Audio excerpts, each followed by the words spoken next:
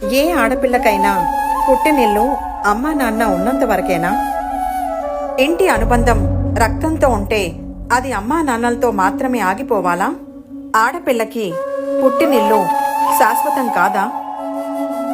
ఏ ఆడపిల్లకైనా అమ్మా నాన్నల తర్వాత పుట్టినింటికి వెళ్లాలనిపిస్తుందా? అక్కడ ప్రేమగా పలకరించేవాళ్లు, ఆప్యాయంగా ఆహ్వానించేవాళ్లు ఉండాలని కోరుకుంటుంది. ఎందుకంటే అది రక్తంతో ముడిపడిన అనుబంధం, మనసులో నిలిచిపోయే ఆధారం. అమ్మా నాన్నలే కాదు, అన్న, తమ్ముడు, అక్క, చెల్లి అందరూ ఉన్నంత వరకు ఆ ఇంటి తలుపులు ఆమె కోసం ఎప్పటికీ తెరిచే ఉండాలి. ఆడపిల్లకి పుట్టినిల్లు కేవలం అతిథి గృహం కాకూడదు, ఎప్పటికీ ఆహ్వానించే ఆశ్రయం కావాలి.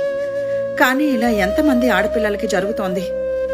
పుట్టినిల్లు ఆమె శ్వాసగా మొదలై జ్ఞాపకంగా ముగుస్తోంది. తల్లిదండ్రుల హృదయం ఉన్నంత వరకే పుట్టినిల్లు తలుపులు తెరిచి ఉంటున్నాయి. ఆడపిల్ల నడిచిన మేడలు ఆమెకు పరాయి అయిపోతున్నాయి. రక్తంతో కలిసిన అనుబంధం కాలంతో కరిగిపోయే బంధమవుతోంది. ఆమెకు పుట్టినిల్లు ఓ మధుర గీతంలా వినిపించి చివరికి మౌనం అయిపోతోంది. అసలు ఎందుకిలా జరుగుతోంది? ఆడపిల్ల పుట్టినిల్లు ఎందుకొక రోజు పరాయి అయిపోతోంది? ఇది న్యాయమేనా? ఆలోచించండి.